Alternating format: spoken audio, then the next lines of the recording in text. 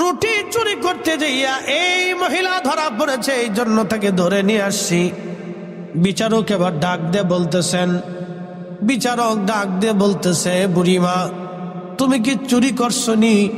বুড়িমা ডাক দিয়ে বলতেছে, হ্যাঁ বিচারক আমি চুরি করেছি। বিচারক মহোদয় ডাক দিয়ে বলতেছেন, বুড়িমা তুমি চুরি কেন করছো বলো?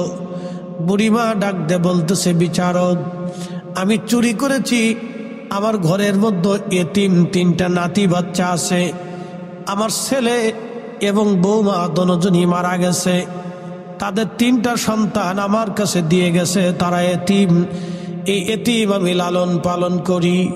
বুড়িমা ডাক দিয়ে বলতেছে, বিচারক আজকে 7 দিন হলো আমার ঘরের মধ্যে কোনো খাবার নাই, আমি অতিষ্ঠ হইয়া খাবারের অভাবে আমি আজকে এই রুটির দোকানে এতিম বাচ্চাদের মুখের দিকে তাকাইয়া আমি বৃদ্ধাকালে রুটির দোকানে রুটি চুরি করার জন্য আমি আসছি, আমি চোর। আল্লাহর আইন অনুযায়ী আপনি আমার ফয়সালা করে দেন, আমি বুড়ি বৃদ্ধাকালে চুরি করতে আসছি, আমি আসলেই চোর।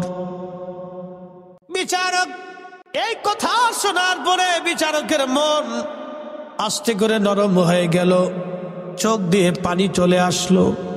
একজন বৃদ্ধা নারী তার এতিম সন্তানদেরকে, এতিম নাতিনদেরকে খাওয়ানোর জন্য আজকে তার ঘরে খাবার নাই, আজকে তার ঘরে খাবার নাই, 7 দিন পর্যন্ত খাবার নাই। এই বুড়িমার ঘরে খাবারও যে নাই, এই তো খাবার পৌঁছানোর কথা ছিল রাষ্ট্রের, রাষ্ট্র তার কাছে খাবার পৌঁছায় নাই, রাষ্ট্র ব্যর্থ হয়েছে, খলিফা ব্যর্থ হয়েছে, খলিফা তার ঘরে খাবার পৌঁছাইতে পারে নাই।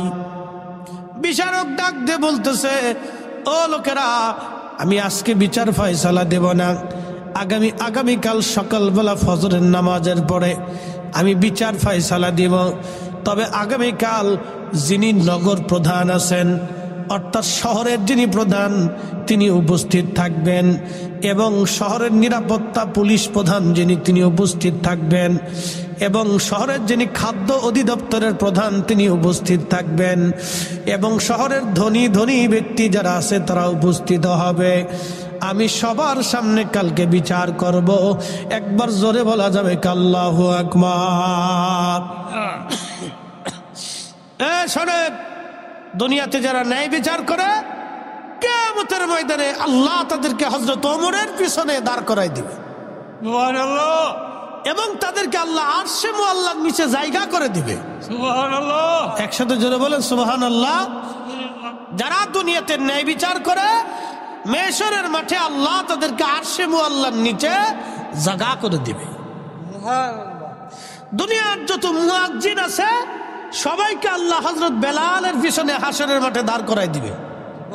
দুনিয়ার যত কারি আছে কিয়ামতের ময়দানে আল্লাহ রাব্বুল আলামিন হযরত উবাই ইবনে কাব রাদিয়াল্লাহু আনহুর পিছনে দাঁড়া করাই দিবে। দুনিয়াতে যত বীর যোদ্ধা আছে হযরত আলী রাদিয়াল্লাহু আনহুর পিছনে সবাইকে দাঁড়া করাই দিবে। দুনিয়ার যত দানশীল আছে কিয়ামতের ময়দানে হযরত উসমান রাদিয়াল্লাহু আনহুর পিছনে দাঁড়া করাই দিবে। বুঝতে কি কোনো অসুবিধা হচ্ছে? বুঝে যাবেন, খুবই মনোযোগ দিবেন। হাজারাতে বিচারক সেই দিন বলতেছিলেন আগামীকাল সকালবেলা আমি বিচার করব, কিন্তু উপস্থিত থাকা লাগবে নগর প্রধান, পুলিশ প্রধান, খাদ্য অধিদপ্তরের যিনি তিনি প্রধান, আর শহরের ধনী ধনী ব্যক্তি যারা আছে সবাইকে উপস্থিত হতে হবে। সকালবেলা আমি বিচার ফয়সালা করব, আমি সকালে বিচার করব। পরের দিন সকালবেলা সবাই উপস্থিত হলো। বিচারকের ফরমান, আপনারা জানেন জেলার যিনি প্রধান তিনি কিন্তু জেলার জজ, ডিসির উপরে তার মর্যাদা, এসপির উপরে তার মর্যাদা। জেলা জজ যিনি তিনি কিন্তু জেলা প্রধান, জেলার তিনি মেন আর কি। ডিসির উপরে তার মর্যাদা, এসপির উপরেও তার মর্যাদা, জেলা জজ। তো বিচারক তো তিনি প্রধান, তিনি সকালবেলা হুকুম দিলেন সবাইকে আসার জন্য। পরের দিন সবাই আসছে। বিচারক মহিলাকে কাঠগড়ায় দাঁড়া করায় রাখলো, বলল, এই নারী কালকে রুটির দোকানে রুটি চুরি করতে যে ধরা পড়েছে, তিনি অকপটে স্বীকার করেছেন তিনি চোর। কিন্তু আমার বক্তব্য হলো, এই বৃদ্ধাকালে একজন নারী কেন রুটির দোকানে রুটি চুরি করতে আসবে? কারণ কি? তাকে কে চোর বানাইল? কেন এই বৃদ্ধা নারী রুটির দোকানে রুটি চুরি করতে আসবে? তার ঘরে 3টে এতিম বাচ্চা ছিল। 7 দিন তার ঘরের মধ্যে কোনো খাবার নাই। ক্ষুধার্তর কারণে সে বাধ্য হয়েছে রুটির দোকানে রুটি চুরি করার জন্য। এই রাষ্ট্র, এই খেলাফত যদি তার ঘরের মধ্যে খাবার পৌঁছাইতো, তাহলে এই বুড়ি মা চুরি করা লাগতো না। কথা বলেন ঠিক কিনা? যদি এই রাষ্ট্র, এই খেলাফত এই বুড়ির ঘরের মধ্যে খাবার পৌঁছাইতো ঠিক মতো, তাহলে বুড়ির চুরি করা লাগতো না। এই বুড়ির চুরি করা লাগে না। বিচারক বলতেছে তার অর্থ হলো তাকে চোর বানিয়েছে রাষ্ট্র। রাষ্ট্র তাকে চুরি করতে বাধ্য করেছে। রাষ্ট্র তাকে চুরি করতে বাধ্য করেছে। এই রাষ্ট্র তাকে চোর বানিয়েছে। অতএব খলিফাতুল মুসলিমিন হারুন রশিদ হলো প্রধান দায়ী। সে কেন এই বুড়িমার ঘরে খাবার পৌঁছাইল না? যেহেতু এই বুড়িমা তার খেলাফতের অধীনের ভিতরে আছে, অতএব হারুন রশিদ হলো প্রধান দায়ী। আর আমি বিচারক, যেহেতু খলিফার পক্ষ থেকে আমি বিচারক, অতএব আমি হাত পেতে দিলাম আমার হাতের মধ্যে যেন 20টা বেতের বাড়ি মারা হয়। খলিফার হাতের মধ্যে 20টা বেতের বাড়ি মারার কথা। আমি খলিফার প্রতিনিধি, আমার হাতের মধ্যে আগে 20টা বেতের বাড়ি মারো, এরপরে বাকি 20টা বেতের বাড়ি ওই যে যিনি নগর প্রধান আছেন, খলিফার পক্ষ থেকে যিনি নগরের প্রধান, তার দায়িত্ব ছিল কে খায় কে খায় না, তার প্রত্যেকটা অভুক্ত দরিদ্রর ঘরে খাবার পৌঁছানো। যেহেতু সে তার দায়িত্ব অবহেলা করেছে, অতএব তার হাতের মধ্যে 20টা বেতের বাড়ি মারা হোক। যিনি পুলিশ প্রধান, তার দায়িত্ব ছিল নিরাপত্তা দেওয়া। যেহেতু খলিফার পক্ষ থেকে সে নিরাপত্তা ঠিক মতো আদায় করে নাই, তার কাজ সে ঠিক মতো আদায় করতে পারে নাই, তার হাতের মধ্যে 20টা বেতের বাড়ি মারা হোক।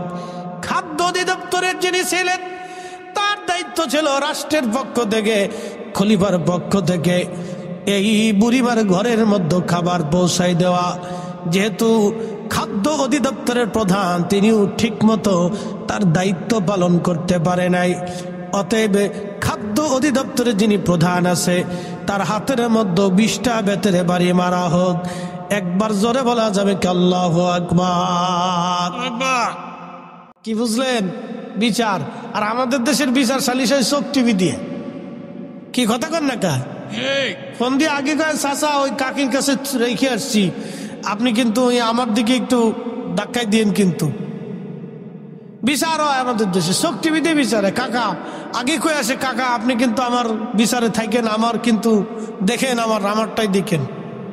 তো সবাই যার যার দল বাড়ি করে সবাই বিচারে চলে যায়। সবাই যার যার দলের পক্ষে সেই কথা কয়। কি কথা কন না কে? ন্যায় অন্যায় বুঝে না। যার যার দল, যার যার আত্মীয়, যার যার সন্তান, যার যার সব নিজের আপনজনের পক্ষ নিয়ে ঠেলাঠেলি ধাক্কাধাক্কি করে। এটা হয় বিচার। এগুলি বিচার না।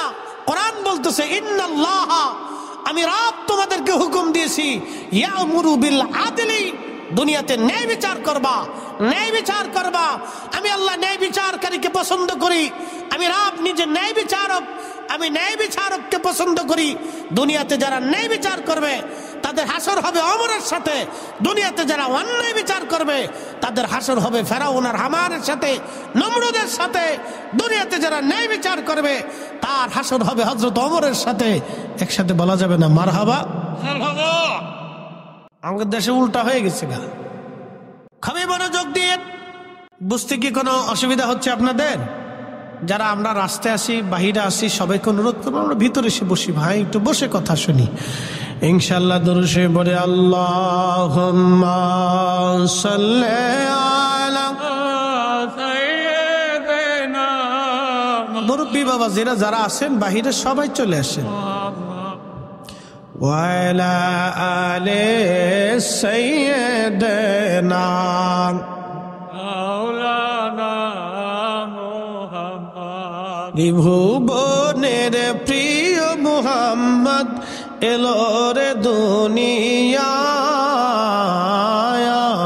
রে সাগর আকাশ বাতাস দেখবি যদি আয় রে সাগর আকাশ বাতাস দেখবি যদি ধুলির ধরা বেহেশত আজ জয় করিল দিল রে লাজ আজকে খুশির ঢল নেমেছে ধূসর সাহারায় রে সাগর আকাশ বাতাস দেখবি যদি আয় রে সাগর আকাশ বাতাস দেখবি যদি আয়। আমার রসুল যদি না আসতো পৃথিবী অন্ধকারেই থাকতো, ঠিক কিনা? এই মানবতা, এই যে মুক্তি, সুন্দর দিশা, সুন্দর রাস্তা পৃথিবীর কোনো মানুষ কোনোদিন পেত না। পৃথিবী অন্ধকারেই থাকতো। আমার রসুল আসার কারণে দুনিয়া এত সুন্দর হয়েছে। বন্ধু, খুব মনোযোগ দিয়ে কথাগুলি শুনবেন। খলিফা হারুনুর রশিদের কথা বলছিলাম। সেই দিন বিচারক বলল, ধনী ধনী ব্যক্তি যারা আছে তাদেরকেও বাকি 20টা বেতের বাড়ি তাদেরকেও মেরে দেয়া হোক। খলিফা ওই বিচারক বলতেছিলেন, শোনো, এই মহিলা বৃদ্ধা নারী তিনি চুরি করেছেন, আমি তার জন্য 100টা বেত্রাঘাত নির্ধারিত করলাম। আল্লাহর আইন অনুযায়ী চোরের শাস্তি ছিল হাত কেটে দেওয়া। যেহেতু লোকটা বৃদ্ধা, অতএব আমি বিচারক হিসাবে হাত কাটাটা মওকুফ করে দিলাম। 100 বেত্রাঘাত নির্ধারিত করলাম। এই 100 বেতের বাড়ির মধ্যে 20টা বেতের বাড়ি খলিফার জন্য নিযুক্ত করা হলো। বাকি 80টা বেতের বাড়ি এই যে শহরের নগরের যিনি প্রধান আছেন, পুলিশ প্রধান আছেন, খাদ্য অধিদপ্তরের যিনি প্রধান আছেন, এবং শহরের ধনী ধনী ব্যক্তি যারা আছেন তাদের জন্য বাকি 20টা বেতের বাড়ি নিযুক্ত করলাম। কারণ ধনীরা যদি গরিব মানুষের বাড়ি খোঁজ নিয়ে রাত্রিবেলা খাবার খাইতো, তাহলে এই বুড়িমার চুরি করা লাগে না। ধনীরাও সমানভাবে অপরাধী। একবার জোরে বলা যাবে কি আল্লাহু আকবার? আচ্ছা, আপনাদেরকে বলি, মসজিদে কি কোনো বৈষম্য আছে? প্রথমে যে আসবে সেই দাঁড়াবে, কথা ঠিক কিনা? যদি মসজিদের মুতল্লি এসে কাউকে সামনে থেকে পিছনে সরায় দেয়, তাহলে বুঝতে হবে যে মুতল্লি হকের উপরে নাই, ঠিক কিনা? তবে হ্যাঁ, কেউ যদি মুতল্লি মহোদয়কে সম্মান করার জন্য তার জায়গা ছেড়ে দিয়ে ওনাকে জায়গা দেয়, সেটা ভিন্ন কথা। মসজিদে যে আগে যাবে তার জায়গা বরাদ্দ হলো, সে চুপচাপ বসে গেল। তো মনোযোগ দিবেন, চুপচাপ সে বসে গেল। এরপরে যে গেল চেয়ারম্যান সাহেব এখানে উপস্থিত, তিনি যদি পরে আসেন, তিনিও পিছনের কাতারে চুপচাপ বসে যাবেন, তারও সামনে যাওয়ার অধিকার নাই। তবে কেউ যদি সামনে থেকে সরে এসে ওনাকে জায়গা করে দেয়, সেটা ভিন্ন কথা। কিন্তু উনি ইচ্ছা করে জোর করে সামনে যাইয়া একজনকে সরাই দেয়া ওইখানে দাঁড়াইতে পারবেন না। এটার নাম আল্লাহর ঘর, এখানে আল্লাহর আইন চলে, দুনিয়ার কারো আইন চলে না। কথা বলেন ঠিক কিনা? তাহলে ইসলামে কি কোনো বৈষম্য আছে? সব সমান। সব কি যারা বলে সব কি এই জন্য আমাদের ওখানেও যা দেখবেন সব মাটির বাসন, সব মাটির বিছানা। আমরা যারা, আমাদেরও মাটির বাসন। আপনারা যা খান আমরা একই খাবারই খাই। প্রিয় উপস্থিতি, সবার জন্যই সমান। খুব মনোযোগ দিবেন, কথাগুলি শুনবেন বাবা আমার। খলিফা বিচারের রায় দিয়ে দিলেন। সবার হাতের মধ্যেই কষে কষে বেতের বাড়ি মারা হলো। এরপরে বিচারক বললেন, আমি এই মহিলার জন্য আমি 300 দিনার বা দিরহাম আমি জরিমানা ধার্য করলাম। 100 দিরহাম সরকারি রাষ্ট্র কোষাগারে জমা করা হবে। বাকি 20 দিরহাম ওই রুটির দোকানদারকে দেওয়া হবে। আর বাকি 180 দিরহাম এই মহিলার হাতে দিয়ে দেওয়া হবে। আর এই অর্থগুলি কারা দিবে? যেহেতু এই অর্থ দিবে খলিফার পক্ষ থেকে আমি প্রতিনিধি, অতএব আমি বিচারকের পক্ষ থেকে 50 দিরহাম জমা করলাম, বাকিরাও যেন 50 দিরহাম করে দিয়ে দেয়। অর্থ মন্ত্রণালয় দুঃখিত, যিনি নগর প্রধান তিনি 50 দিলেন, এরপরে পুলিশ প্রধান 50 দিলেন, এরপরে আপনার ওই যে কি বলে আপনার খাদ্য অধিদপ্তর 50 দিলেন। ধনীরা কিছু কিছু দিয়ে 300 দিরহাম হয়ে গেল, 100 দিরহাম রাষ্ট্রীয় কোষাগারে জমা হয়ে গেল, আর 20 দিরহাম রুটির দোকানদারকে দিয়ে দেওয়া হলো, আর 180 দিরহাম নিজের কাছে মহিলার কাছে দিয়ে বললেন, বুড়িমা আপনি যেহেতু বুড়ি এতিম বাচ্চা নিয়ে থাকেন, আপনার এই এতিম বাচ্চাদেরকে নিয়ে 180 দিরহাম নিয়ে আপনি খাবেন, আর 1 মাসের মধ্যে আপনি খলিফা হারুন রশিদের রাজ দরবারে যাবেন। ওনার রাজ দরবারে গেলে খেলাফতের খলিফা রাজ দরবারে সবার সামনে আপনার কাছে ক্ষমা চাইতে বাধ্য হবে। একবার জোরে বলা যাবে কি আল্লাহু আকবার। এবার এই মহিলা বিচার দেখেন, কি চমৎকার বিচার ছিল সেই দিন। তার স্ত্রী জুবাইদা নহরে জুবাইদা বানিয়ে দিছে, কাবাতে এখনো সেটা আছে। তো খলিফাতুল মুসলিমিন হারুন রশিদ রাজ দরবারে, মহিলা ধীরে ধীরে 1 মাস পরে সুদূর সিরিয়ার আলেপ্পো থেকে ইরাকের বাগদাদে আসছে। সেই দিন প্রায় বহুদিন সফর করে সে ইরাকের বাগদাদে আসছে, খলিফার সাথে দেখা করবে, খলিফা তার কাছে ক্ষমা চাবে। একসাথে বলবেন মারহাবা। আর আমরা ক্ষমা কি জিনিস এটা ভুলেই গেছি, ঠিক কিনা? ওরা ভুলে গেছি। ওই মহিলা ধীরে ধীরে ধীরে ধীরে তিনি খেলাফতের রাজ দরবারের ভিতরে ঢুকতেছিলেন। আল্লাহু আকবার। বিরাট বড় রাজ দরবার, খলিফার রাজ সিংহাসনে বসা, উনি খলিফার সামনে ধীরে ধীরে আসতেছেন। বৃদ্ধ মহিলাকে দেখে খলিফা তার আসন থেকে নেমে হেঁটে হেঁটে খলিফার সামনে আসলেন। হাজার হাজার মানুষ, দুই পাশে মন্ত্রী পরিষদ, জ্ঞানী গুণী আলেম ওলামা দাঁড়ানো। খলিফা রাজকোষ থেকে সিংহাসন থেকে নেমে হেঁটে হেঁটে মহিলার কাছে আসলো। মহিলার কাছে আসার পরে মহিলা খলিফার দিকে তাকে আশ্চর্য হলো। দেখতেছে সেই দিনের বিচারক, যেই দিন বিচার করেছিল সেই বিচারক অন্য কেউ না, সেই বিচারক আজকে তার সামনে যে দাঁড়িয়ে আছে ইনি মুসলিম মিল্লাতের খলিফা হারুন রশিদ। একবার জোরে বলা যাবে কি আল্লাহু আকবার। তেলের গাড়ি তেলে চলি,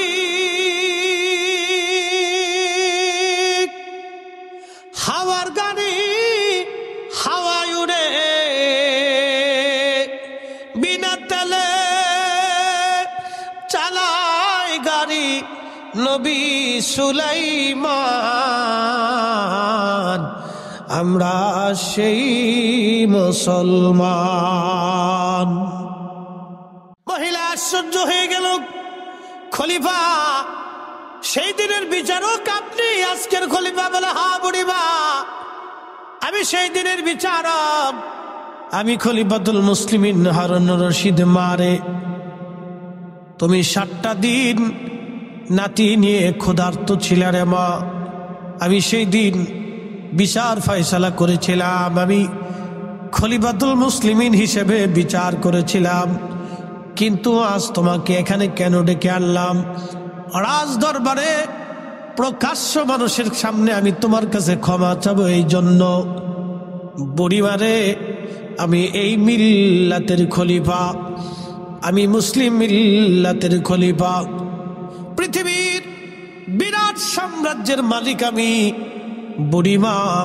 কিন্তু কিয়ামতের ময়দানে আল্লাহর আদালত বসবে, আল্লাহর আদালতে আমি সেই দিন আসামি হয়ে যাব।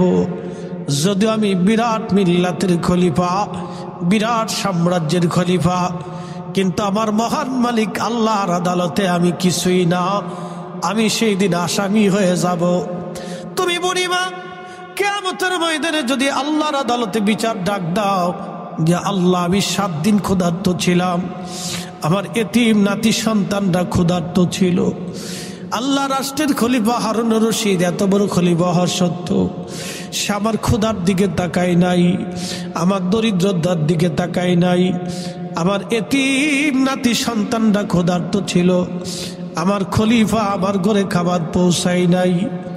আল্লাহ, আজকে হাসরের ময়দানে খলিফার বিরুদ্ধে তো দুনিয়াতে কোনো আদালতে বিচার দিতে পারি নাই, আমি গরিব ছিলাম। আল্লাহ, আজকে তোমার আদালতে আমি বিচার চাইলাম। বুড়িমারে, হাসরের ময়দানে তুমি যদি একবার বিচার আশা করো, বিচার দাবি করো রে বুড়িমা, আল্লাহর আদালতে আমি আসামি হয়ে যাব। বুড়িমারে, আমি হারুন রশিদের জিন্দেগি ধ্বংস হয়ে যাবে সেই দিন।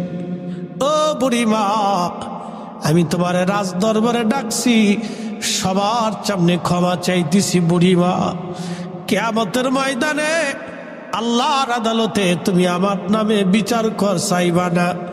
বলো সবার সামনে, তুমি আমারে মাফ করছনি, আমারে ক্ষমা করছনি রে বুড়িমা? আর বলে দাও সবার সামনে, কিয়ামতের ময়দানে তুমি আমার বিরুদ্ধে মামলা করবা না, আল্লাহর আদালতে মামলা করবা। এই মুসলিম কোথায় পাবেন আপনি? কোথায় পাবেন এই মুসলিম শাসক আপনি? তেলের গাড়ি তেলে চলে,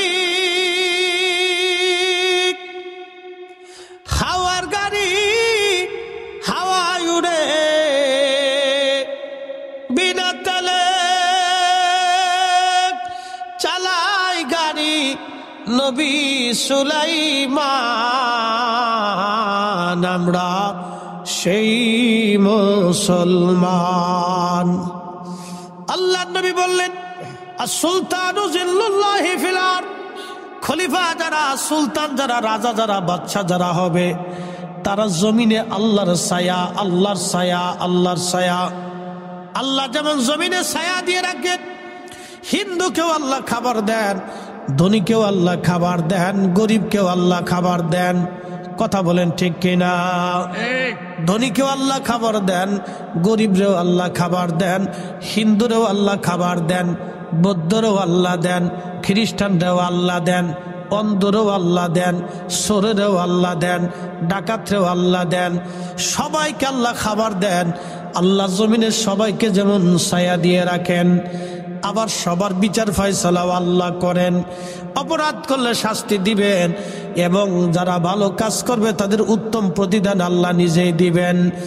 জমিনে শাসকরা হচ্ছে আল্লাহর ছায়া, শাসক গোষ্ঠীরা ওই রকম জমিনে সবাইকে সমান চোখে দেখবে, সমস্ত প্রজারা তার সমান হবে। সন্তানকে যেমন চোখে দেখে, শাসক গোষ্ঠীরা প্রজাদেরকে অমন ভাবেই দেখতে হবে। যারা নেতৃস্থানীয় থাকবে, তার অধীনস্থ যারা থাকবে, সবাইকে সমান চোখে দেখবে। নিজের সন্তানকে যেমন দেখে, অধীনস্থদেরকে অমন ভাবেই দেখবে। আল্লাহ নবী বললেন, শাসকরা যদি প্রজাদেরকে ওই রকম চোখে দেখে, তাহলে বুঝবা সে অরিজিনাল শাসক। আর সুলতানু জিল্লুল্লাহি ফিল আরদ, সে আল্লাহর দেওয়া আমানত ঠিক মতো আদায় করবে। আর যদি ঠিক মতো সে তার দায়িত্ব পালন না করে, তাহলে আল্লাহর দেওয়া আমানত সে পালন করবে না, আদায় করবে না। একটু দুরূদ শরীফ পড়েন, আল্লাহুম্মা সাল্লি আলা মুহাম্মাদ আলা আলি সাইয়্যিদিনা। লা ইলাহা ইল্লাল্লাহ, লা ইলাহা লা ইলাহা ইল্লাল্লাহ। ভিতরে নিয়ে বসো। আসমি রব্বি জাল্লাল্লাহ মাফি কলবি গায়রুল আহা নূর মুহাম্মদ, বলি নূর মুহাম্মদ লা ইলাহা ইল্লাল্লাহ, লা ইলাহা ইল্লাল্লাহ, লা ইলাহা ইল্লাল্লাহ মুহাম্মাদুর রাসূলুল্লাহ। বন্ধুগণ, কুরআনুল কারীমে আমার আল্লাহ বলেন, ইন্নাল্লাহ ইয়ামুরু বিল আদলি ওয়াল ইহসান। আল্লাহু আকবার। আমি আল্লাহ তোমাদেরকে নির্দেশ প্রদান করলাম, দুনিয়াতে তোমরা ন্যায় করবা, অন্যায় করবা না। এরপরে আমার আল্লাহ পাক বলতেছেন, শোনো, ওয়া ইতাইযিল কুরবা ওয়া ইয়ানহা আনিল ফাহশাই ওয়াল মুনকার। হে বান্দা, দুনিয়াতে তুমি মানুষকে ইহসান করবা, দয়া করবা। একসাথে বলবেন আল্লাহু আকবার। আল্লাহু আকবার। মানুষকে কি করবা? জোরে বলেন, জোরে জোরে জোরে। দয়া। দয়া। আল্লাহ রাসূল বলেছেন, ও উম্মত, তুমি জাহান্নাম থেকে বাঁচো, একটা খেজুর খাওয়াইয়া হলেও জাহান্নাম থেকে বাঁচার চেষ্টা করো। তুমি তোমার ভাইকে একটা খেজুরের দানা খাওয়াইয়া হলেও জাহান্নাম থেকে বাঁচার চেষ্টা করো। একসাথে বলবেন না মারহাবা। মারহাবা। আমার মিলাদের জিলাপি নিয়ে যারা নাক ছিটকেন তারা ভালো করে বুঝে যান, মিলাদ শরীফের জিলাপি নিয়ে নাক ছিটকেন না। এদেশের বহু মা সন্তানদের 2-4-6 মাস জিলাপিও খাওয়াইতে পারে না। আল্লাহ রাসূল বলেন, উম্মত, তোমরা জাহান্নাম থেকে বাঁচো, তোমার একটা ভাইকে একটা খেজুরের দানা হয়ে হলো খাওয়াইয়া হলো জাহান্নাম থেকে বাঁচাও। জাহান্নাম থেকে বাঁচো তোমরা। যদি তা খাওয়াইতে না পারো, তাহলে অন্তত তোমার ভাইয়ের সাথে মুস্কি হাসি দিয়ে হলো জাহান্নাম থেকে বাঁচার চেষ্টা করো।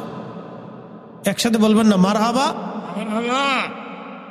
এই জন্য আপনারা তাবারক খাওয়াবেন, মিলাদের পরে খাওয়ান, ফাতিহার পরে খাওয়ান, এরপরে মাহফিলের পরে খাওয়াবেন। এগুলো বরকতের কাজ। আর কেউ যদি মনে করে যে না এগুলি খাওয়ায় কি হবে, তাহলে এটা ভুল ধারণা। কি হবে এই কথা তো আপনার বলার অধিকার নেই। এখন আল্লাহ যদি জিজ্ঞেস করে, বান্দা তোরে খাওয়ায় আমার কি হবে, তোমার যদি রিজিক বন্ধ করে দেয় তখন তো তুমি কান্নাকাটি করবা। হ্যাঁ, খাওয়ায় কি হবে এই কথা বলা যাবে না। কোরআন শরীফ আল্লাহ বলছেন, ফামান ইয়ামাল মিসকাল যাররাতিন খায়রান ইয়ারা ওয়া মান ইয়ামাল মিসকাল যাররাতিন শাররান ইয়ারা। অনুপরিমাণ, আমার দিকে তাকান, এই মাসালাটা ভুলে যাবেন, আল্লাহর কোরআনের ফয়সালা। অনুপরিমাণ নেক কাজ যদি তুমি করো, তারও ফয়সালা, তারও প্রতিদান আমার আল্লাহ তোমাকে দিয়ে দিবে। একবার জোরে বলা যাবে কি মারহাবা। অনুপরিমাণ নেক কাজ যদি তুমি করো, তারও প্রতিদান আল্লাহ তোমাকে দিয়ে দিবে। অনুপরিমাণ নেক কাজ যদি করো, তারও প্রতিদান আল্লাহ তোমাকে দেবেন। বলো।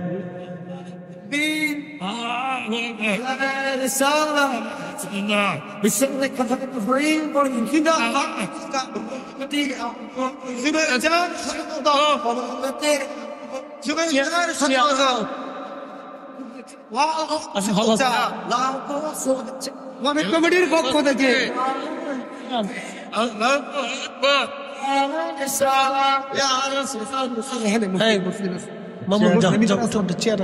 চেয়ার আনেন, প্রধান অতিথি দাঁড়ায় থাকবো। আচ্ছা, আমরা দুরূদ শরীফ পড়ি। আল্লাহুম্মা সাল্লি আলা। এই কয়েকটা চেয়ার, ভাই কয়েকটা চেয়ার আনে রাখেন, মেহমান যারা আছে তাদেরকে দেন। ওয়া আলা আলি সাইয়্যিদিনা। আমরা সকলে বলি আলহামদুলিল্লাহ। আমাদের মাননীয় প্রধান অতিথি জনাব ইকবাল হোসেন ভূঁইয়া সাহেব, রুকসানা এন্টারপ্রাইজ এর প্রোপাইটার, বিশিষ্ট ব্যবসায়িক, তিনি আমাদের মাঝে আসছে। আমরা সকলে বলি আলহামদুলিল্লাহ। যেহেতু আমাদের এই একটা প্রতিষ্ঠানকে মহব্বত করে চেয়ারম্যান সাহেব আসছেন, আমাদের সম্মানিত প্রধান অতিথি সাহেব জনাব ইকবাল হোসেন ভূঁইয়া সাহেব তিনিও আসছেন। আমরা আমাদের সকলের পক্ষ থেকে তাদেরকে অভিনন্দন জানাই, ঠিক কিনা? আল্লাহ তাদের হায়াতে এবং জীবনে, আল্লাহ রুটিতে রুজিতে, সন্তানে, আল্লাহ সংসারের জন্য বরকতে কামেলা আজেলে দেয়, বলে না আমিন। কারণ এই সমস্ত ধর্মীয় প্রতিষ্ঠানে, এই সমস্ত স্থাপনাগুলিতে আমার ভাইরা এসে আমাদেরকে সহযোগিতা করছেন, সমর্থন দিয়ে তিনি একটা সহযোগিতা করছেন। শোনেন, আপনারা যা আসছেন এটাও একটা সহযোগিতা। এই যে মাদ্রাসায় কোরআন তেলাওয়াত হবে, নেকি কি আপনারা পাবেন না? আসতে হলো কেন পাবেন না? দান যে করে, শোনেন একটা মাসলা মনে রাখবেন, যে দান করে সে নেকি পায়, যে দান করার জন্য উৎসাহিত করে সেও নেকি পায়, যে দান করার কাজে সাহায্য করে সেও নেকি পায়। অর্থাৎ আপনি 100 টাকা দান করছেন, এই 100 টাকা দান করলে যে সওয়াব হবে, আপনি একজনকে উৎসাহিত করছেন, সেই জন্য ওই 100 টাকারই সওয়াব হবে। এবং আপনি ওই 100 টাকা নিজ হাত দিয়ে ধরে বা ওই বাড়ি পর্যন্ত পৌঁছায় দিয়েছেন, এটার জন্য আপনি নেকি পেয়ে যাবেন। একসাথে বলবেন না মারহাবা? মারহাবা। এই জন্য এগুলি আপনাদেরকে বুঝতে হবে যে আমাদের সম্মানিত অতিথিরা আসছেন, তেনারা আমাদেরকে এসে আমাদের এই কাজে সহযোগিতা করছেন, তেনারা সমর্থন দিয়ে এই প্রতিষ্ঠানকে তেনারা মোহাব্বত দেখিয়েছেন। এই জন্য আমরা তাদের কাছে কৃতজ্ঞ এবং আমরা তাদেরকে মোবারকবাদ জানাই। আল্লাহ তাদের দুনিয়া আখিরাতে তারাক্কি নসিব করুন, বলেন আমিন। আমিন। আমার আলোচনা দীর্ঘায়িত আমি করব না, একবারে বেশি লম্বা করব না, খুব মূল ডিপলি আলোচনা, আমি মূল আলোচনা করে ফেলছি। এখন শুধু আপনাদেরকে নিয়ে দুটি কথা। তাহলে বলেন যে আল্লাহর নবী বললেন একটা খেজুর দানা দিয়ে হলেও তুমি তোমার ভাইকে মেহমানদারি করাও। একসাথে বলবেন না মারহাবা? মারহাবা। আচ্ছা, আপনারা রোজা রাখেননি? রোজা, আচ্ছা আলহামদুলিল্লাহ। যারা রোজা রাখেন ইফতার করান না? করান। দেখেন রোজা রাখনেওয়ালা আর ইফতার করনেওয়ালার সওয়াব কেমন, ভালো করে দেখেন। এখান থেকে অনেক কিছু বুঝে যাবেন, আমি শিখাই দিচ্ছি। প্রিয় উপস্থিতি, রোজা রাখলেন, ইফতার করাবেন। আল্লাহ নবী বলেন উম্মতে তোমার ভাইকে তোমরা ইফতার করাও।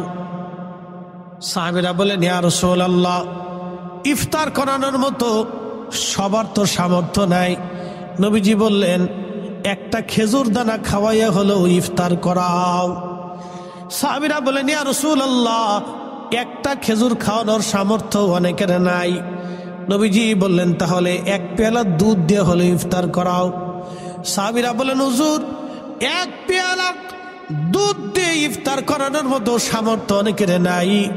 নবীজি বললেন সাহাবীরা রে, তাহলে 1 পেয়ালা পানি দিয়ে হলেও ইফতার করাও।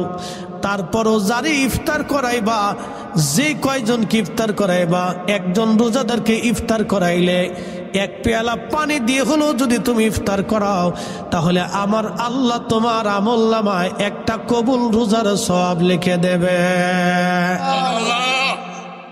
এখান থেকে খাওয়ানোর মর্তবা বুঝে যাবেন যে মানুষকে খাওয়াইলে আল্লাহ মাহরুম করে না। একজন রোজাদারকে 1 পেয়ালা পানি খাওয়াইছেন, তাতে আপনার একটা কবুল রোজার সওয়াব হয়ে যাবে। তার রোজা হোক বা না হোক, আপনারটাও হোক বা না হোক, কিন্তু ইফতার করানোর কারণে কবুল রোজার সওয়াব পাবেন। একসাথে বললেন আল্লাহু আকবার। আল্লাহু আকবার। আবার ভাইবেন না যে আমি রোজা রাখবো না কিন্তু সারা বছর ইফতার করাবো, এই চিন্তা করেন না। কারণ রোজা যদি না রাখেন তাহলে ফরজ তরকের একটা কঠিন শাস্তি আছে, এই শাস্তি আপনাকে আবার পেতে হবে। এই জন্য নিজে রোজা রাখবেন, রোজাদারকে ইফতার করাবেন। তো আল্লাহর নবীর সাহাবীরা বলতেছেন ইয়া রাসূলুল্লাহ, তাহলে 1 পেয়ালা পানি পান করানো যায়?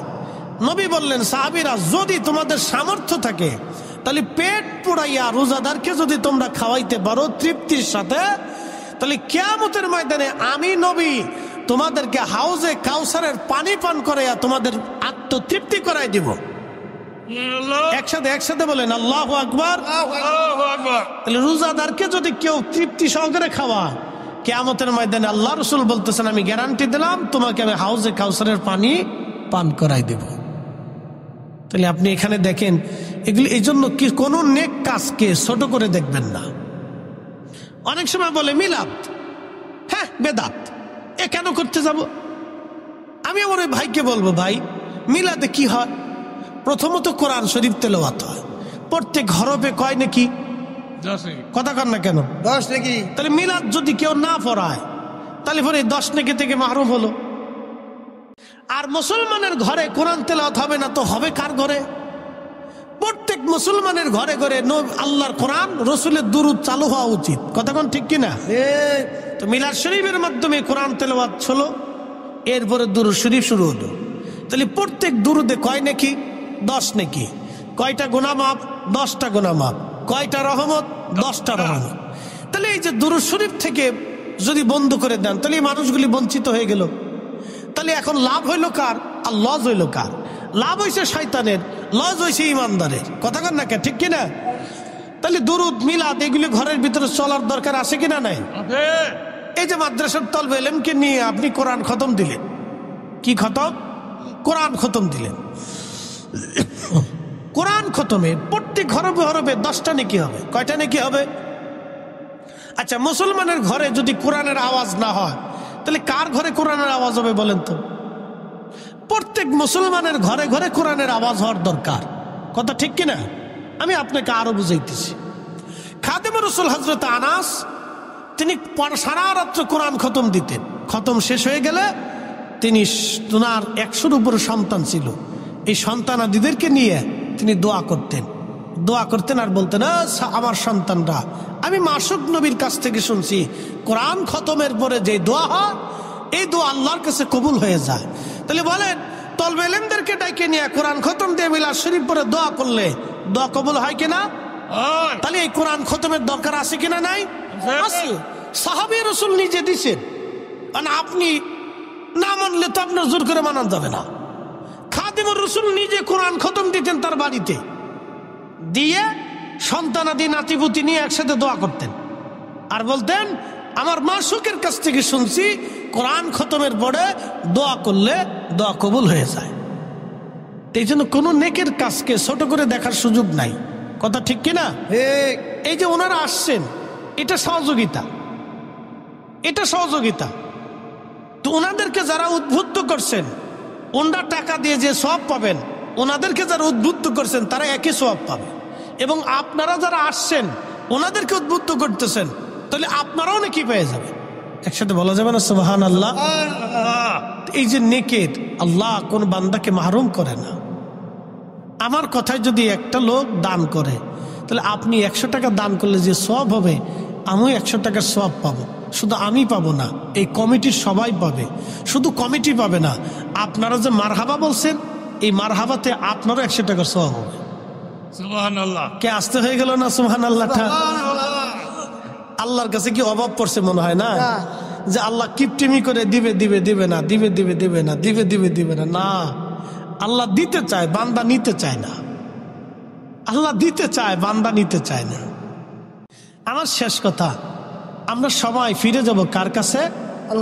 আল্লাহর কাছে। মেহমানরা আসছেন, ওনারা সালাম বিনিময় করবেন। তা আমরা ফিরে যাব কার কাছে? আল্লাহর কাছে। ছিলাম কার কাছে? আল্লাহর কাছে। আমাদের জীবনের হিসাব কি আল্লাহর কাছে দেওয়া লাগবে না? লাগবে, দিতে হবে। আমাদের সম্পদের হিসাব কি দেওয়া লাগবে না? লাগবে। আচ্ছা, একটা আম গাছের থেকে 50 বছর আম কে দেয়? আল্লাহ। জীববিজ্ঞান দেয় নাকি? তা দেয় কে? আল্লাহ। আল্লাহ। আপনার 3 কেজি ধান ছিটাইলে 20-25 মণ ধান ঘরে আসে, দেয় কে? আল্লাহ। আল্লাহ দেয়। আপনাকে বুঝতে হবে, দানের বিনিময়ে কোনো বান্দা মাহরুম হয় না, কোনো বান্দা কি মাহরুম করে না। দান করলে আল্লাহ বালা, অ্যাক্সিডেন্ট, দুর্ঘটনা এগুলি থেকে, আপনি রাস্তা দিয়ে যাবেন, যাওয়ার সময় আপনার অ্যাক্সিডেন্টে আপনার অনেক বড় ক্ষতি হবে, অনেক বড় ক্ষতি হবে। দান করার কারণে আল্লাহ ওই অ্যাক্সিডেন্ট থেকে আপনাকে বাঁচাই দিবে। সুবহানাল্লাহ বলা যাবে না? অ্যাক্সিডেন্ট থেকে আল্লাহ আপনাকে বাঁচাই দিবে।